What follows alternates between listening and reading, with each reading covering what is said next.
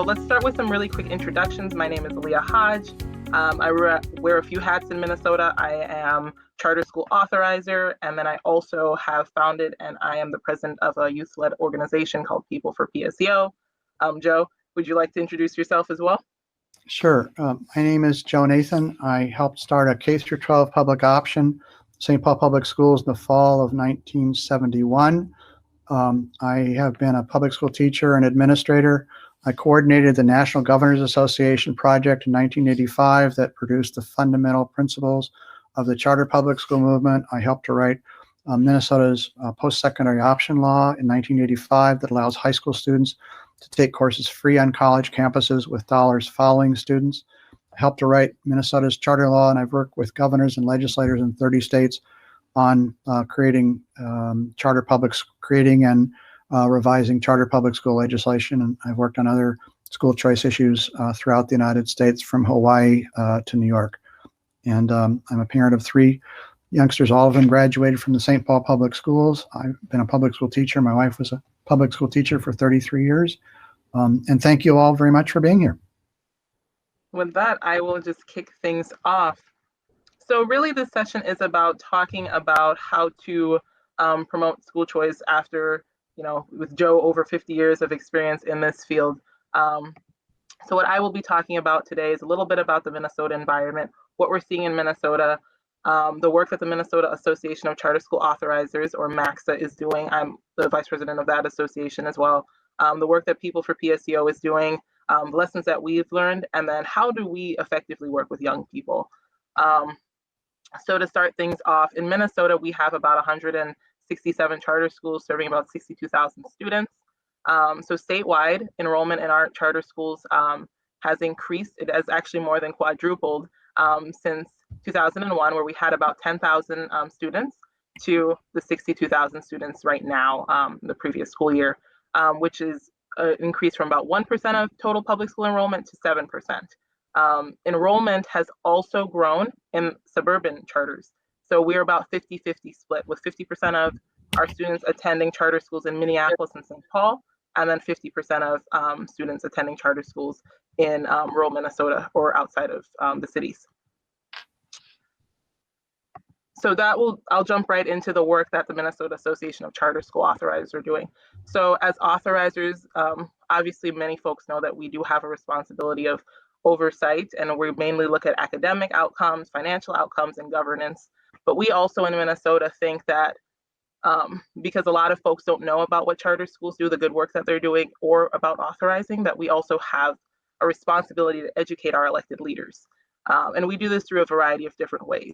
So the first way we do, we work with the Minnesota Association of Charter Schools, and we host a charter day at the Capitol. During that day, we really try and do a lot of touch bases with the folks who are on our education committees in both the House and the Senate, really just meeting with them, giving them a one-pager on what charters are, what authorizers do, and what we don't do. Like I said, we do a lit drop. We talk about our own personal principles and standards, which have been adapted from NACSA's principles and standards. And we also drop off cakes. We've actually become pretty famous in both the House and the Senate for our bundt cakes, which is a great thing for folks to remember you from. And then we also try and meet with all of our elected officials. So we meet with folks who represent us federally in the Senate and the House.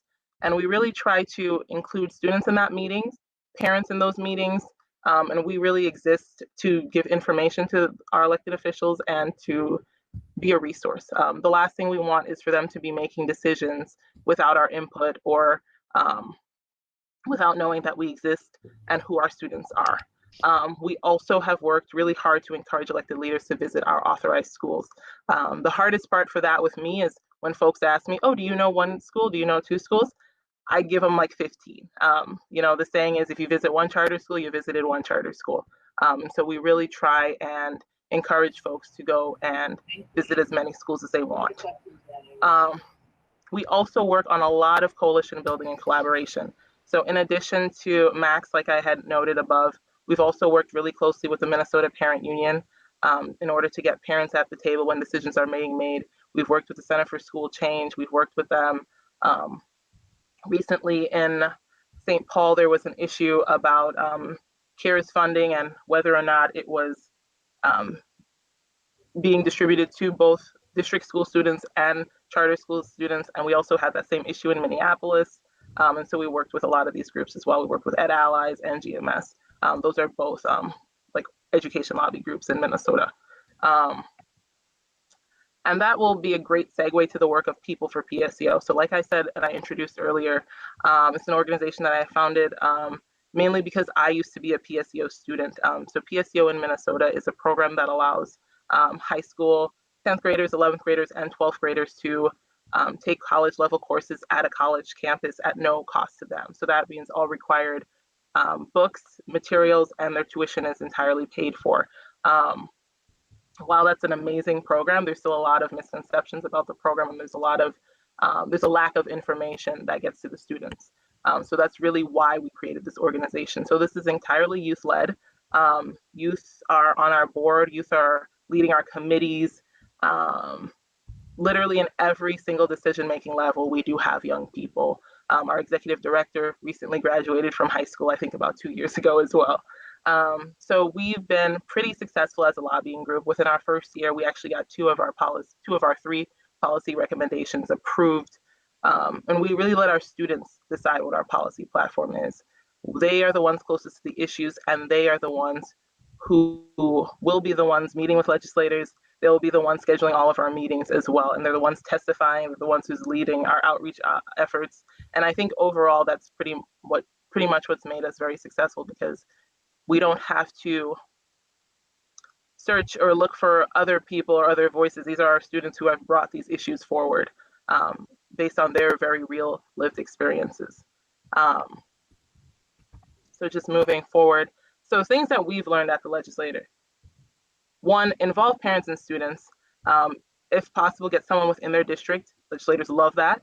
Another thing, don't assume anything. You know, both Republicans and Democrats will really surprise you. I can't tell you how many times we've met with someone who said, oh, I actually helped start a charter school, or, oh, well, my kid was a PSEO student. You know, these connections, you might not assume that they exist going into it, but they do. Another thing, stories matter. Anecdotal evidence, especially when coupled with, quantitative data, is extremely powerful and very compelling.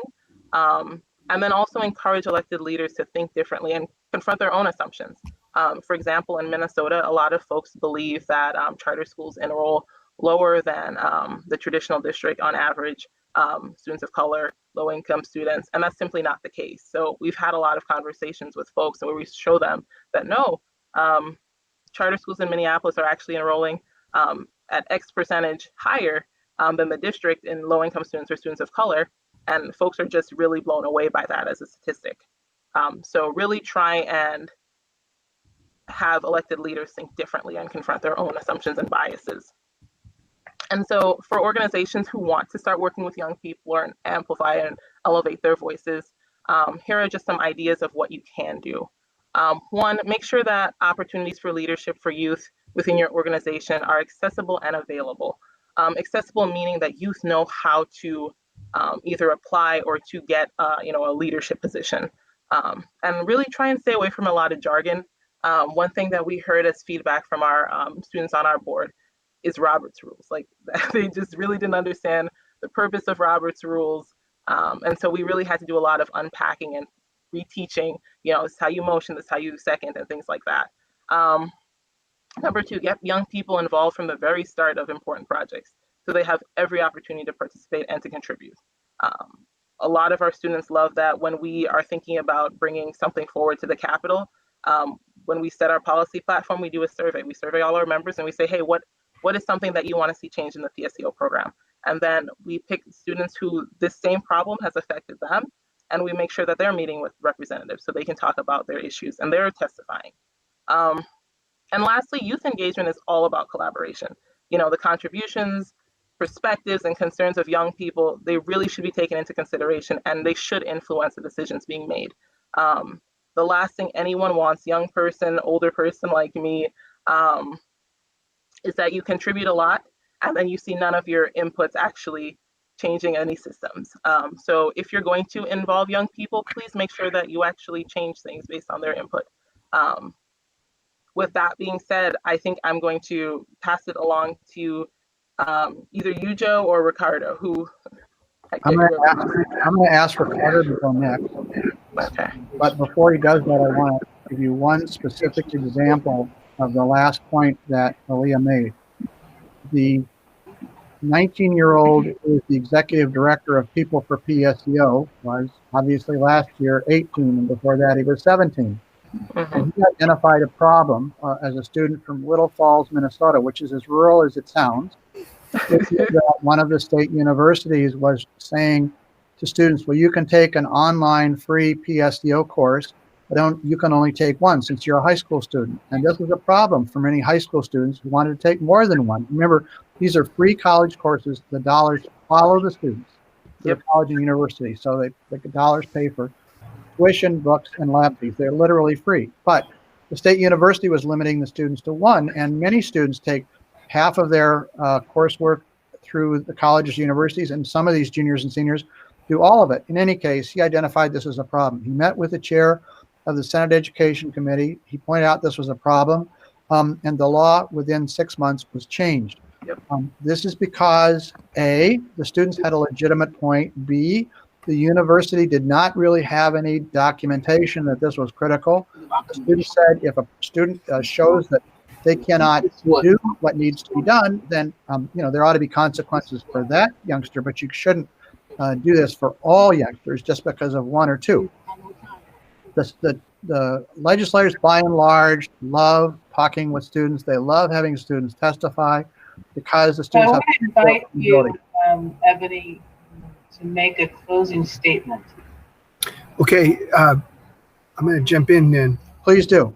I'm going to tell two stories.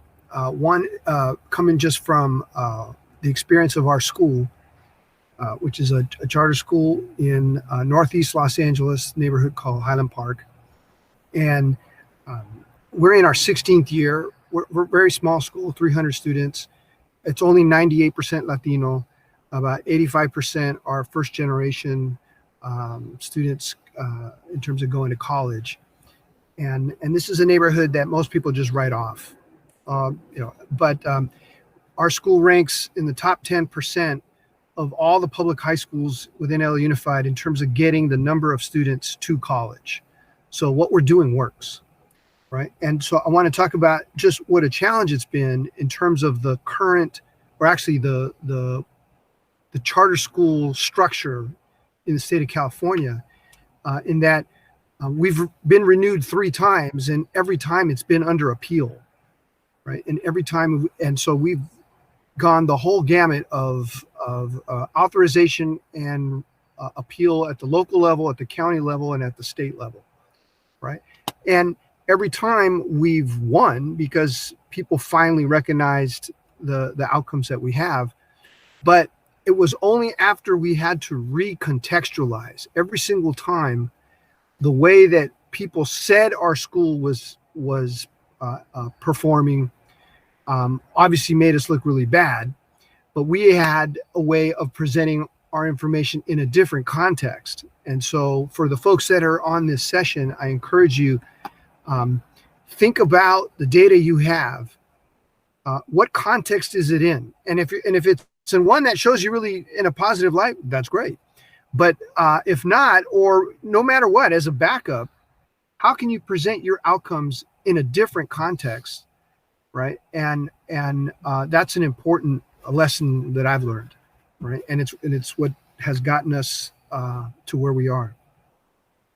And then partly about that is just the understanding of what has changed in California, how a new law that took effect this last July is going to make it extremely hard for charters going forward. We just barely got renewed under the old laws, the old rules before July. And if it was up, if we were up right now, we probably wouldn't get renewed. It would be so we're going to have to reinvent our school going forward. But the laws that are happening in California, people talk about the tsunami that's going to come to other states and make it hard for charter schools there. And so, I'm giving you guys a warning about that. And I want to put it in a context of what's happening right now, right? Is that these politics are not taking into account the number one resource, the number one asset that we have, right? In each of your schools, it's your kids, it's your families, right? And so the way to beat the politics is to have the kids and the families speak, right? And in our case, I think it's, the politics right now are how the charter school has become used as a wedge issue within the Democratic Party. Wouldn't even talk about how it's being abused in the other party, but the fact that choice has been made into a bad term. Recontextualize, and consider this. It seems like a different context, but it's not, in the sense that people are celebrating the Latino turnout on November 3rd, and they're now starting to piece it out. Obviously in some places like Florida and Texas, it didn't turn out, but in Arizona and California, it was really big.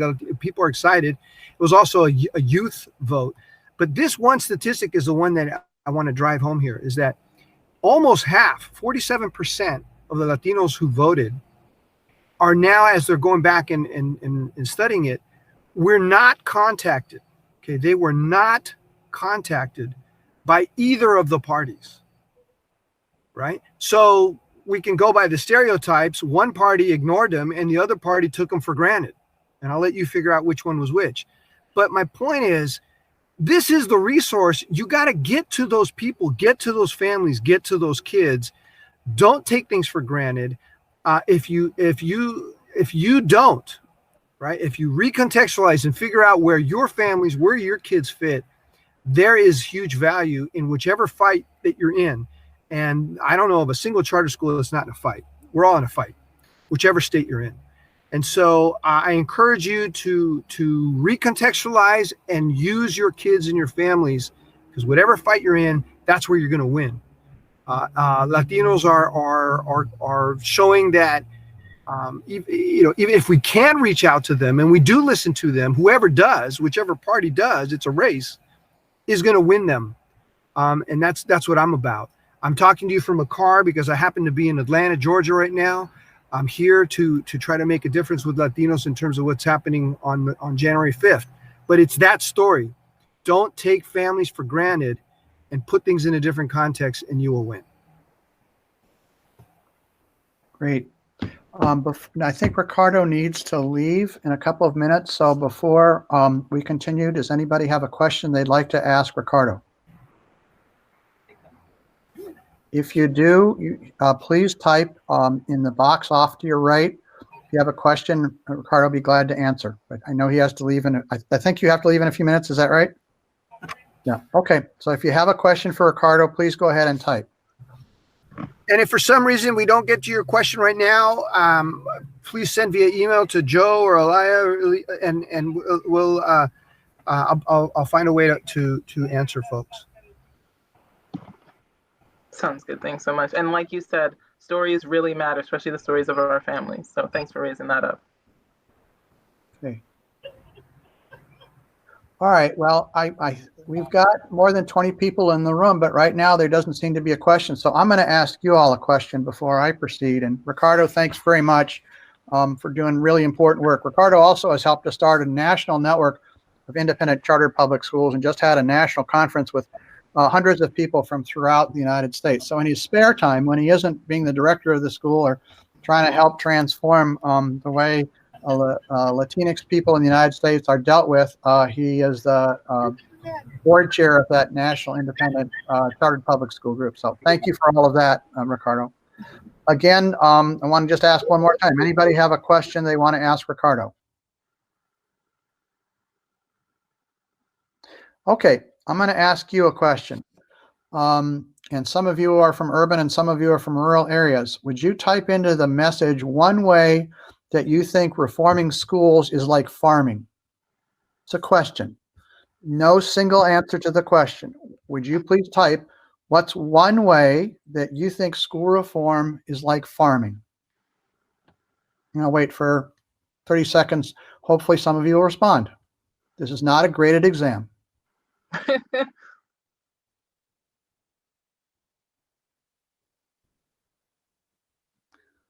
I'm going to start naming people here. I see Molly. I see Ted. I see Glenn. I see John, Wendy, Julie, Jennifer, Zach, Jill, Jessica, David. Let's see. Yeah, some others. But would you please type one sentence? There's no single answer to this. How do you see farming as similar to school reform? There's a few comments. So Zach says you have to do it every year. That's a good one. Shawana says constant maintenance. I hear that one. Let's see, water and sun to grow. That's by Ted. And David says you have to plant the seeds and then water and take care of it. So yeah, we've got some really good ideas. And the last one was you can plant the same seed everywhere, but it depends on the conditions of the area. That is a very good one. Snaps for that. Nutrients matter, always. So those are great responses, and you'll see some of those in what I'm going to say next. This is a question that I was asked by a farmer about 35 years ago when I was meeting with some farmers in rural Minnesota, and we were talking about what we tried to do. And they said some of the following, which some of you have already said. You need to have good ideas. That means seeds. The ground needs to be prepared. You can have a great idea, but if the community is not receptive, if there are other issues, if you haven't done homework ahead of time with key leaders in the community, and I don't mean just the official leaders, but think about who are the most important gossips in your community. Might be members of the clergy, imams, rabbis, ministers, priests, might be real estate agents, but who are some of the most important gossips? Who do people turn to for information? Who do they trust? And so the ground needs to be prepared. Those folks need to know what you're up to. They may or may not agree with you, but if you have reached out to them to say initially, we're thinking about doing this and this and this, but we'd like your input, we'd like your ideas, your program, your school, your law, your bill will probably have more chance of success. The ground needs to be prepared. Even the best ideas need watering, they need nourishing, they need fertilizer, they need evaluation. I'm not sure anybody mentioned that. One of the things that Aaliyah and I have worked on here in Minnesota is assessments of the post-secondary options law and of the charter law and of alternative district schools, because there are modifications that are sometimes needed. And if you are not honest with yourself, if you don't say in a true and honest fashion, what are we doing? What are our strengths? But also what are our shortcomings? If you don't do that, then you're going to make some serious mistakes and the program may ultimately die. So the crops need evaluation and possible modification. And the same is true for whether it's a district option or whether it's a chartered public school option. You need evaluation, you need possible modification. You need to be open to critics. And here's an example. The Minnesota law that Aaliyah and I have been discussing allows high school students starting in the 10th grade to take a portion of their coursework, and then in the 11th grade full-time and 12th grade full-time on a college campus or taking courses online with dollars following students. But after the first year, when, by the way, the School Boards Association, the superintendents and the principals and the teachers union all tried to prevent the law from being adopted and tried very hard to get the law from being adopted. This was in 1985. 1986, some of those same organizations tried to get the law killed. But one of the groups, the School Boards Association, came to several of us, including the chief author of the bill and of the law, and said, well, we really don't like this law, but if you're going to absolutely insist on it, then we want to propose a modification, which is to have all of the participating students, before they participate, sign and have their parent or guardian sign saying they understand that if they fail a course on a college campus, they might not graduate on time. And to the credit of the lead author, this proposal was accepted. It was a good idea. There were some youngsters who didn't understand that. There were some families. And this was from an organization that was extremely critical of this law. But they had a good idea. Need to be open to critics. Okay. Any comments or questions about that? please type responses and we'd be glad to get your comments or your questions about that.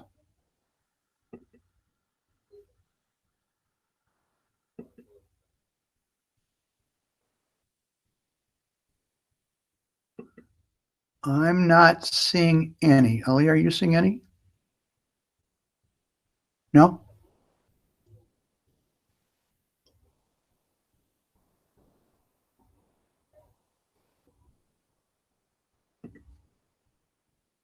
Okay. Let's go back. One of the things that's important to do is to present information in ways that different audiences can hear it. So one of the things that we have done is this. YouTube videos about various forms of dual credit created by high school students.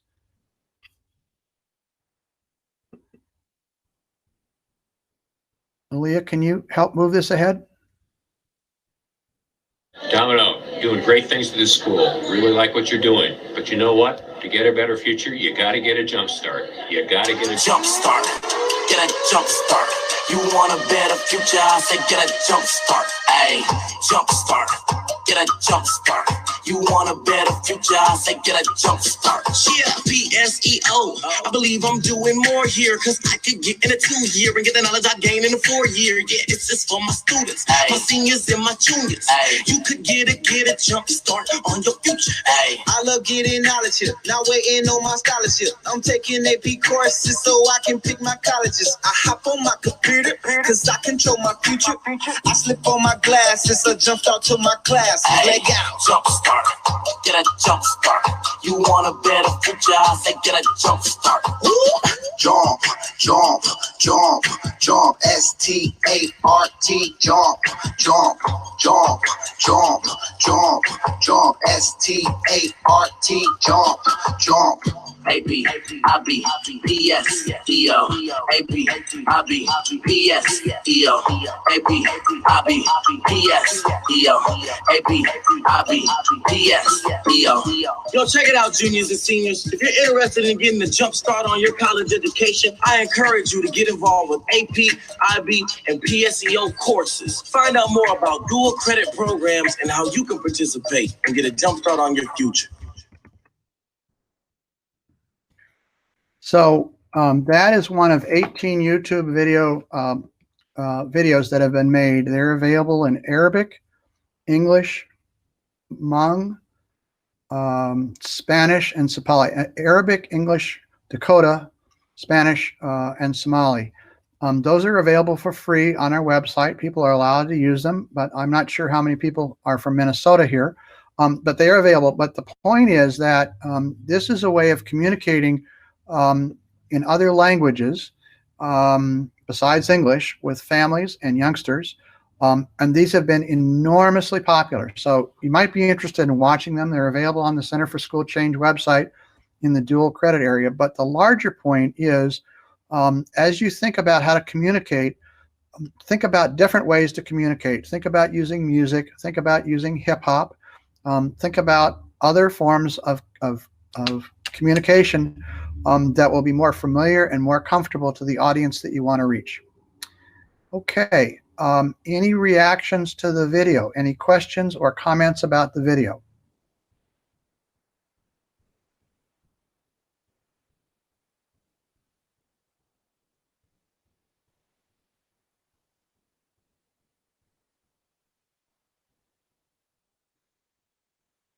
Okay, I wanna describe a battle that's just taken place here in Minnesota that high school students appear to have won.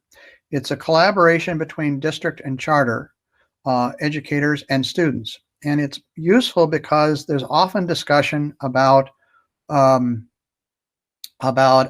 how district and charter people battle with each other, but this is one of many examples of district charter collaboration here and in some other parts of the country. But I'm going to stop because I want to make sure that I am doing things right. Can someone type in the box if you can hear me, please?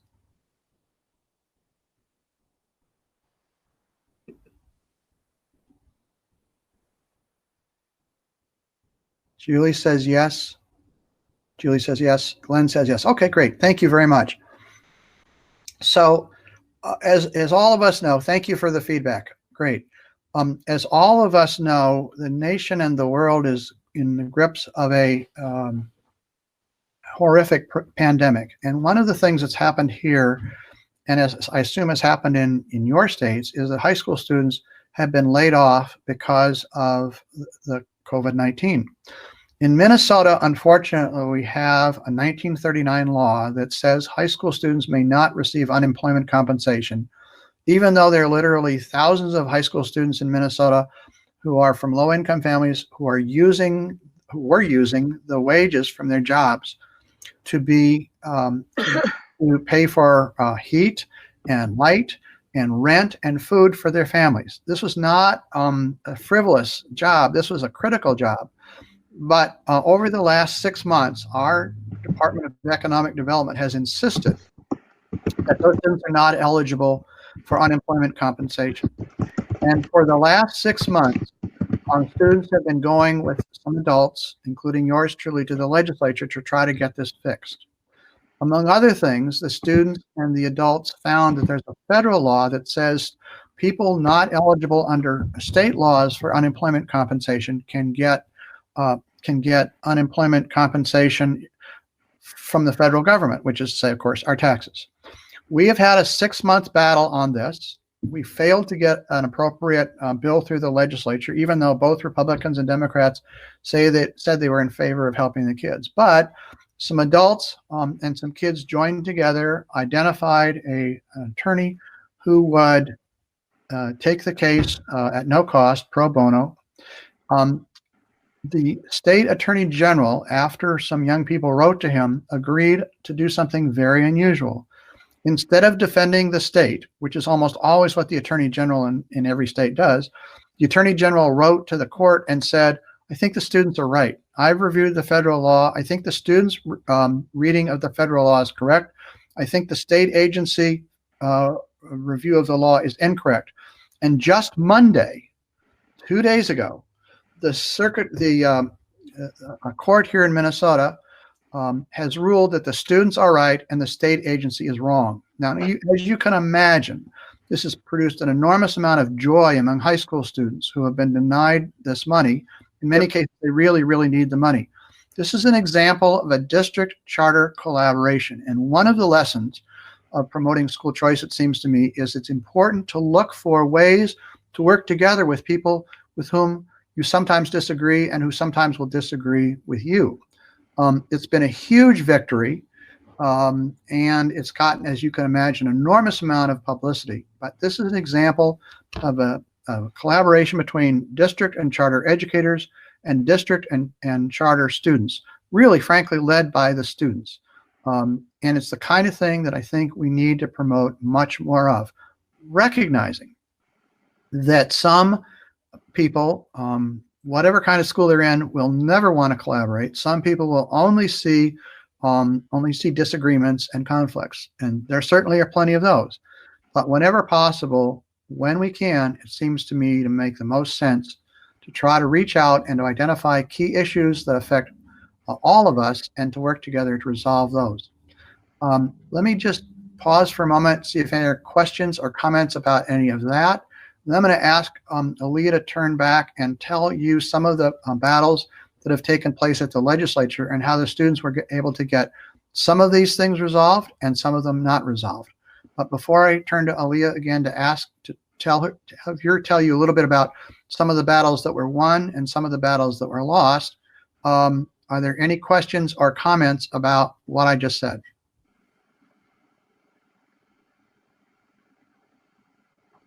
Oh, someone said congrats. It's a big one. It really is. It's a great win for our students.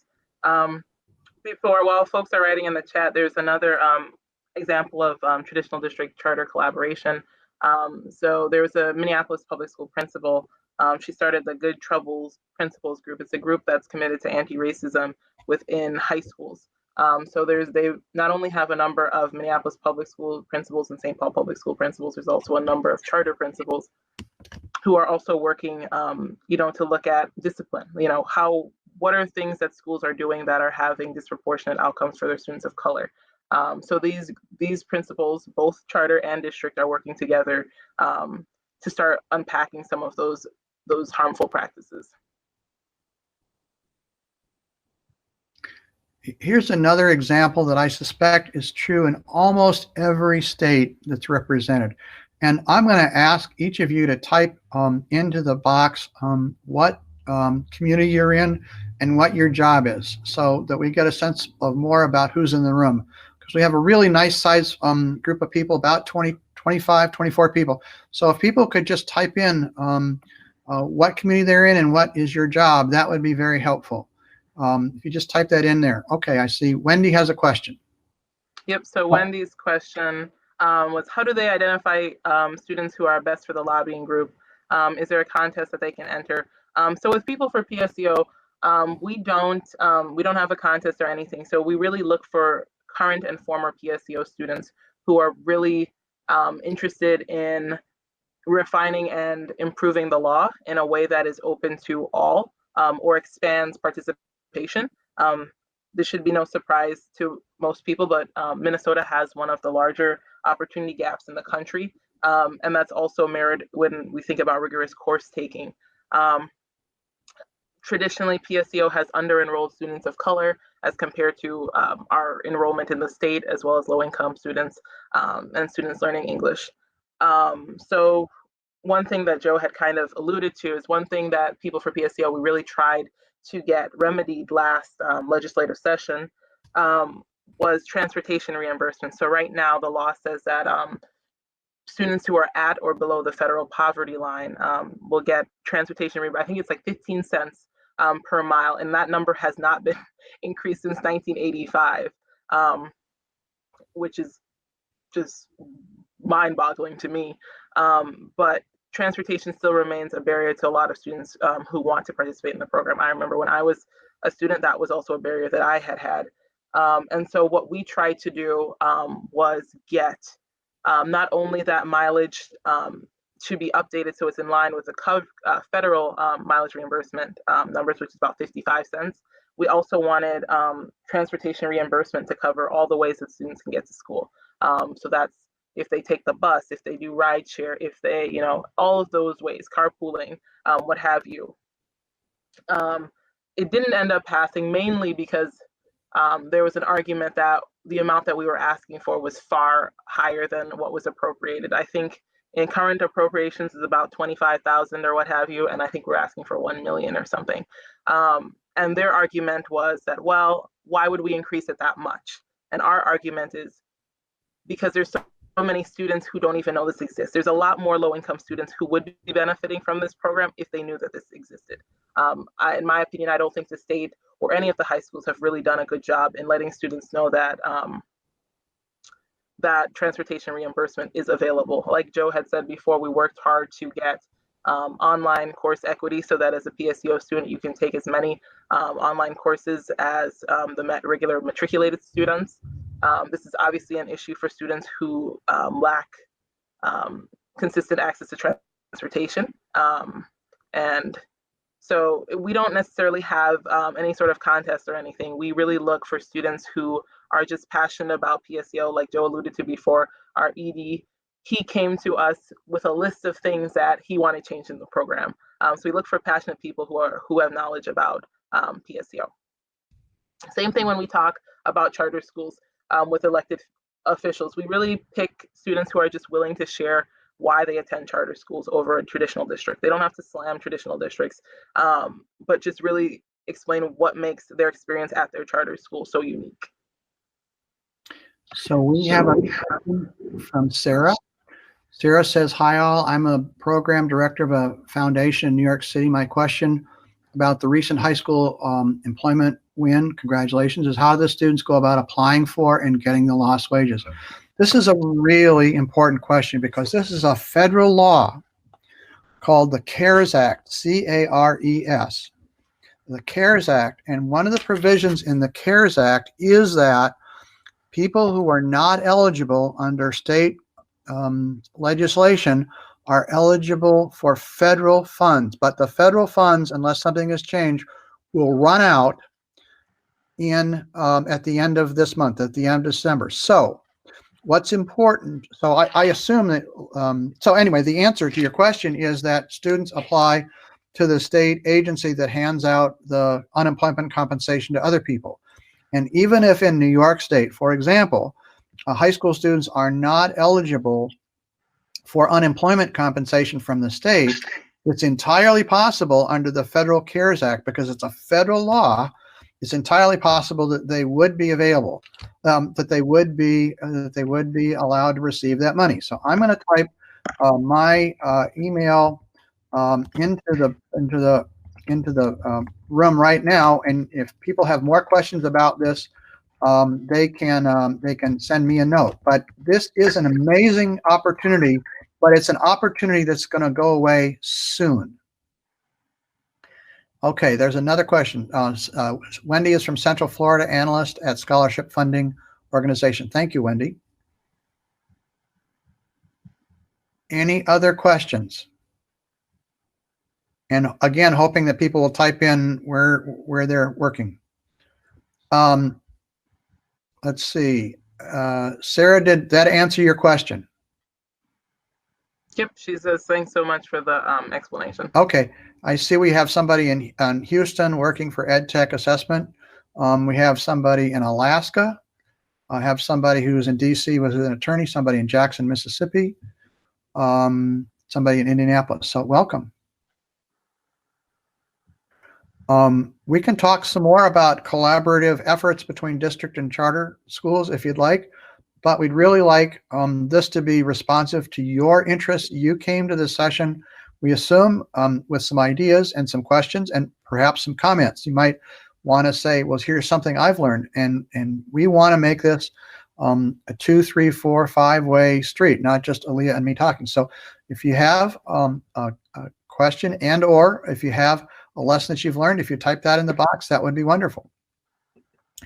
In the meantime, Aaliyah mentioned a couple of things that were lost. That did not succeed. I want to mention a couple of things that were successful. I've already mentioned the success on getting the law changed so that students were treated the same way, high school and college students, in terms of online courses.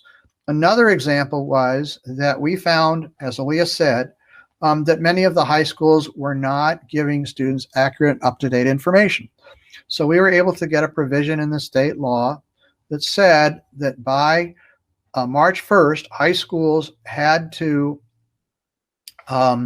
provide, and I'm quoting directly, up-to-date information up-to-date information about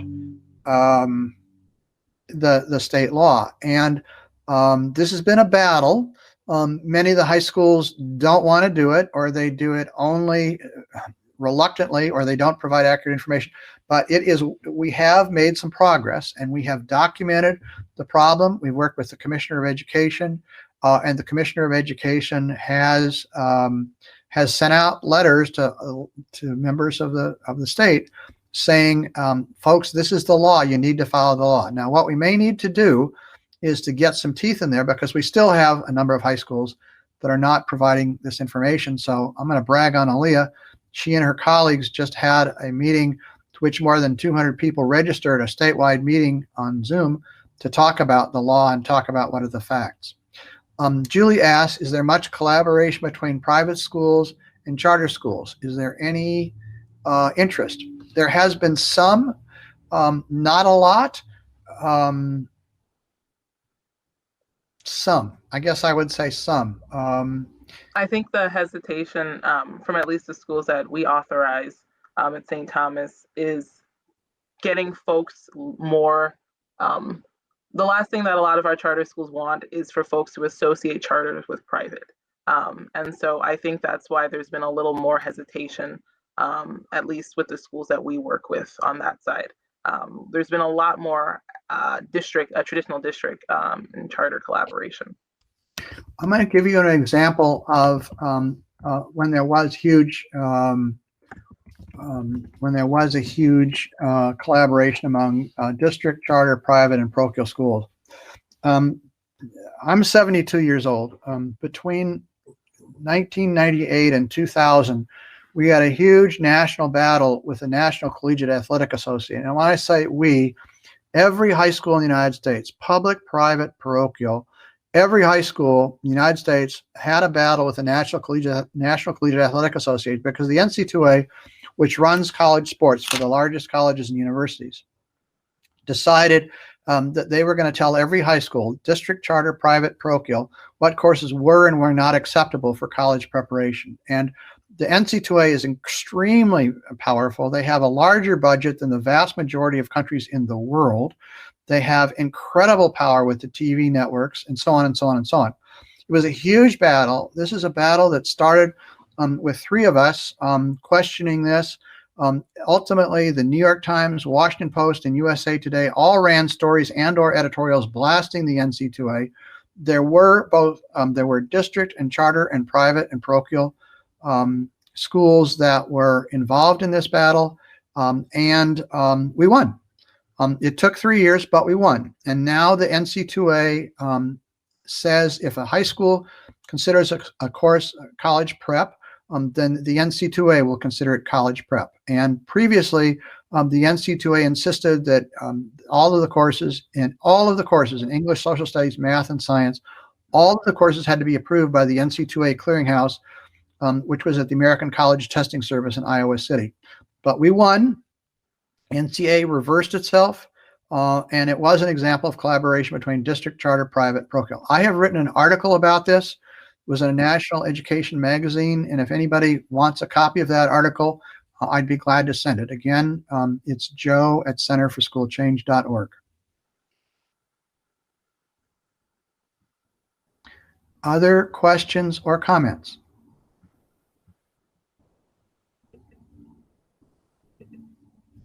Or a question for the group. How do you guys currently work with young people? If you do, you work with young people.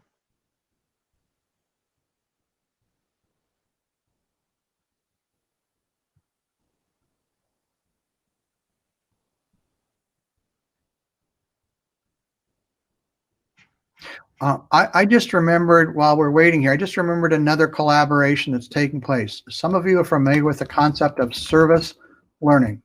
This is an idea that young people will combine classroom work and community service. I had a class where students studied principles of ecology. Some of them organized neighborhood cleanups. Some of them went after 3 large companies that were smelling up the air. And we currently have a district, charter, private, parochial school, a college and university collaboration, which is trying to convince our state, the state board that supervises teacher preparation, that all prospective teachers in all the colleges of education, public and private and parochial, all the prospective teachers should learn how to learn the principles of service learning. They should learn the rationale and the research behind service learning, and they should learn how to apply service learning in their own teaching. And again, that is a collaboration among district, charter, private, and parochial schools. There are a number of people in some district, charter, private, and parochial schools that agree with this, and we have presented research, we have testified, we've written a paper about this. So that's an example of collaboration across district, charter, private, and parochial.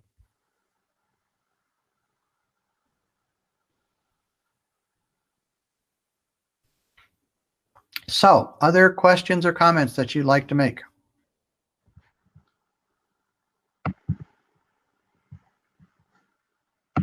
Okay, well, while you're thinking, I wanna call up. Let's see, something else here.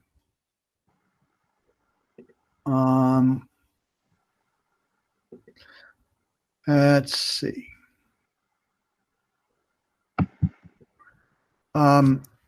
One of the things that I've learned over the last 50 years is that there are going to be lots of people who are going to tell you you are crazy. I'll ask you, how many of you have ever been told you're crazy? And I suspect many of us have. So this is from an Apple computer ad, and I'm going to ask you to read it to yourself because I don't think we can hear each other. Lee and I can hear each other, but I don't think that we can hear Julie and Wendy and Bruce, and I'm sorry, and Jeffrey, but Aaliyah, you can hear me, right? Yep. Okay, so let's read this. This is This is copyright Apple Computer. I'm going to ask people to read it themselves as we read it with you. Here's to the crazy ones, the misfits. Aaliyah, you get to read too. Oh, The misfits, the rebels, the troublemakers, the round pegs, square holes, the ones who see things differently. They're not fond of rules. They have no respect for the status quo. You can quote them, disagree with them, glorify or vilify them. About the only thing you can't do is ignore them, because they change things. They push the human race forward. Lee, you want to read the last part, please? Yep. And while some may see them as the crazy ones, we see genius. Because the people who are crazy enough to think they can change the world are the ones who do. I want to encourage you to think about that lesson. The people who are crazy enough to think they can change the world are the ones who do. We started a K-12 public option in St. Paul in the fall of 1971. The school is still around in the district after many, many years. You can do the math, 1971 to 2020, it's almost 50 years. It's now a grade 6 through 12 school. It uses many, but not all of the principles. It's still there. It's still there because it used many of the principles that we were discussing.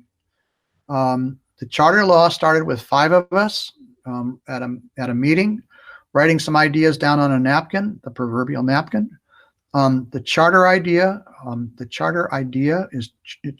idea is different from charter schools. Chartering we believe is a freedom, a lot like freedom of speech. It rests on 3 fundamental principles. First, that people ought to be allowed to think and plan and dream and try new things, number 1, as long as, number 2, they are willing to be responsible for results, very important. And number 3, they're willing to operate within some limits. That's chartering. And that's a different thing than the charter public schools, which have come out of chartering. We don't say every newspaper or magazine or everything done under free speech is really good. Some of it's really shoddy. But chartering, like freedom of speech, is a fundamental principle of America. And many of us have tried to present that. And frankly, we've won some people over because we don't say, well, let's show that chartered public schools are better than district schools. Many of us think, for example, it's a crazy question and a silly argument. We think it's a little bit like saying, which gets better gas mileage, a leased car or a rented car? And some of us have written a letter to the incoming administration saying, why don't you take the most effective public schools, the blue ribbon schools in the United States, some of which are district, some of which are charter, some of which are private, some of which are parochial, and why don't you build on those? And if anybody wants to see that letter or potentially sign the letter, if you send a note to me, Joe at Center for School Change, I'll make sure that you get the letter. But in any case, we think it's important to learn from the most effective schools serving various populations of kids, whether they're district, charter, private, or parochial. Looking here, I don't see any more questions. Aaliyah, you're one of the wisest people I know. Any other things that you want to point out to people? I mean, like I said before, the most important thing that I try and center my work on around both with PSEO and dual credit, but also with charter school authorizing, is listening to the students and seeing what works for them currently from feedback from our schools and our students. You know, as an authorizer, you know, typically, you know, like I started with, we look at academics, we look at finance, then we look at operations.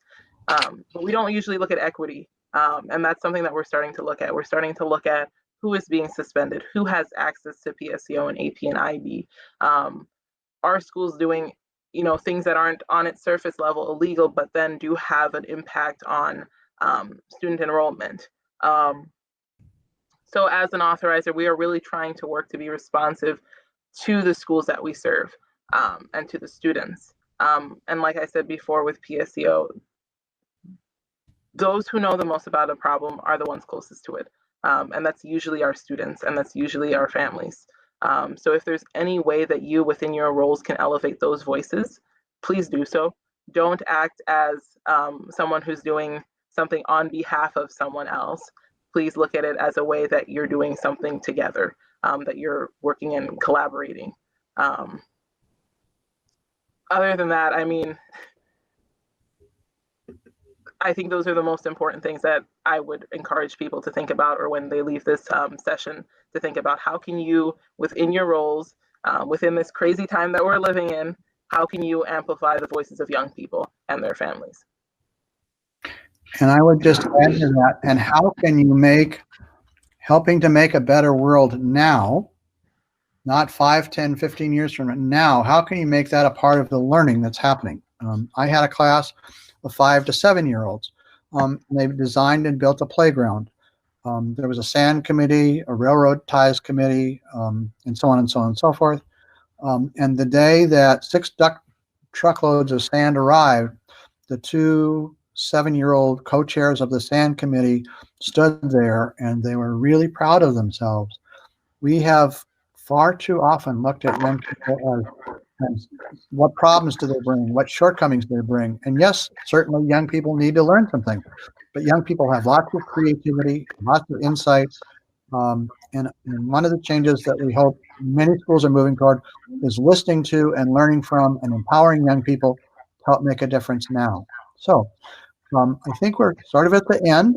We'll wait another minute or two to see if any of you have questions or comments. But we do want to say thank you very, very much for participating. We hope it's useful. Aaliyah, do you want to type in your either your Twitter or some other way of communicating with you? And I think I put up the website for people for PSEO. And I don't know if you want to put up, how to communicate with you, but we'd be glad to respond to questions, comments, disagreements. Perfect. I put it in the chat. Okay. All right. Well, why don't we end 2 minutes early if there are no questions or comments? So, well, I'll stick around for another minute or two if anybody wants to communicate on here, or you have our contact information. I do have a question. If those of you who are still here for a minute or two, what was the most interesting or unusual or surprising thing that you heard in the last hour? It would be very helpful for us to get a little feedback. So if you wouldn't mind, if you would type in to the chat box, what's one thing that you didn't expect, or surprising or unusual or helpful that you heard in the last hour? That would be good to know.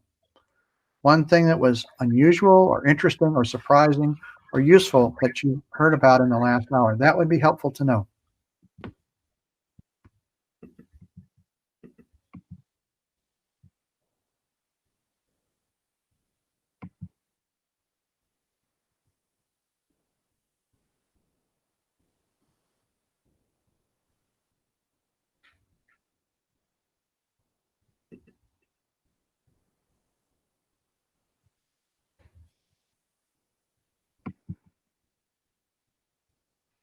We welcome feedback.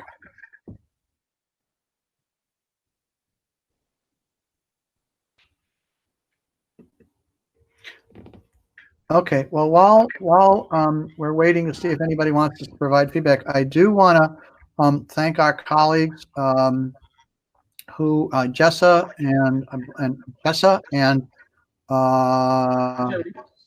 Jody. This is a very sophisticated, at least from my 72-year-old perspective, platform, and Jessa and Jody really helped us a lot. So I really want to thank them. And thank you for. Jill said, and I thank Jill too for her comment. She said that she loves you targeted your audience with the YouTube videos. Those are great. Yeah, they are. They really are. It's been great to have them in so many different languages as well. Oh, another comment. I'm proud of the students who fought. Absolutely. I'm proud of all our student volunteers as well. The Info on Student Lobbyist was very interesting. Thank you. Sure. One last thing. I write a column for a number of suburban and rural newspapers. I've been doing it for a number of years. If any of you are interested in getting it, it's about 600 words each week. If you write to me, I'll be glad to put you on the list. I don't sell or give away that list. It's joe@centerforschoolchange.org. Like I said, it's about 500 or 600 words twice a month. And if you're interested, I'll put where you can find it. It's about 300,000 300,000 300,000 people each week. They're suburban and rural newspapers. And like I said, if anybody is interested in being on the list to get this 500 or 600 word column every 2 weeks, let me know. You can find it at www.hometownsource.com. And then you type in columnist, you go to columnist and type in Joe Nathan and you see it. So, well, Aaliyah, thank you very much. And to our colleagues, Jody and Jessa, thank you very much. And I hope each of you have a good afternoon.